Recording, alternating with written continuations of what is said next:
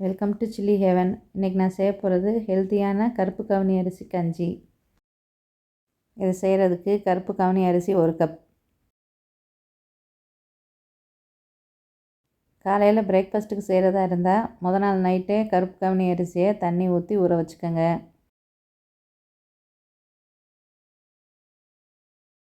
தண்ணியை வடிச்சிட்டு தண்ணி இல்லாமல் மிக்சியில் அரைச்சிக்கோங்க. அரைச்சி வச்சுருக்க அரிசியை குக்கரில் போட்டுக்கோங்க.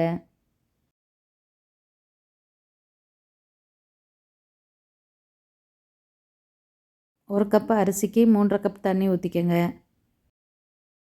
மிக்சியை கழுவி ஊற்றிக்கோங்க.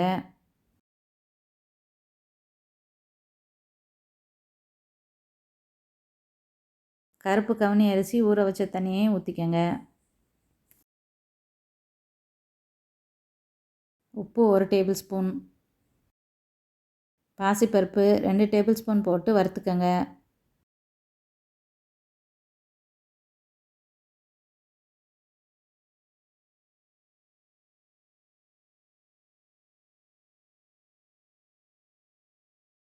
வறுத்து வச்சுருக்க பாசிப்பருப்பை குக்கரில் போட்டுக்கோங்க.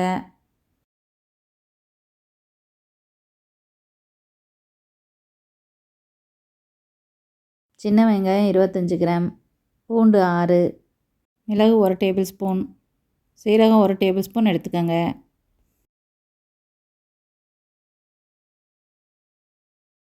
எடுத்து வச்சுருக்க மிளகையும் சீரகத்தையும் உரலில் தட்டிக்கங்க. தட்டி செய்யல ஃப்ளேவர் நல்லாயிருக்கும்.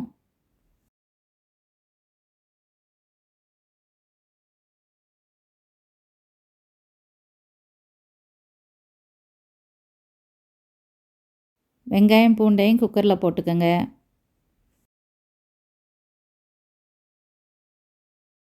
தட்டி வச்சுருக்க மிளகையும் சீரகத்தையும் போட்டுக்கோங்க.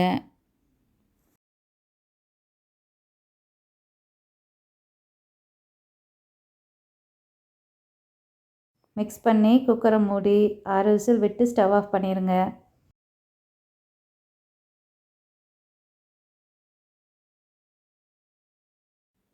நல்லா வேகவும் மல்லி புதினா போட்டுக்கோங்க.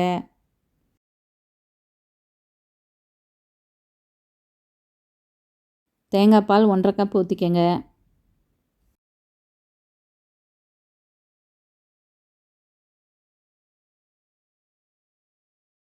நல்லா மிக்ஸ் பண்ணி ஸ்டவ் ஆஃப் பண்ணிடுங்க. தேங்காய் பால் ஊற்றின பிறகு ரொம்ப நேரம் கொதிக்க வைக்காதீங்க.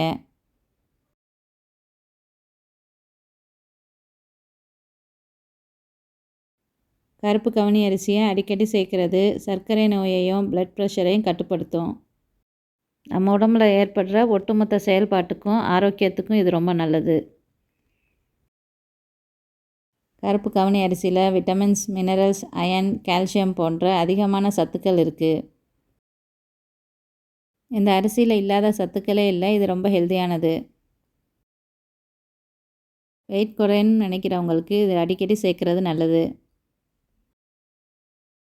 கருப்பு கவுனி அரிசி கஞ்சி ரெடி ஆயிடுச்சு. டேஸ்ட்டும் வித்தியாசமாக ரொம்ப நல்லாயிருக்கும்.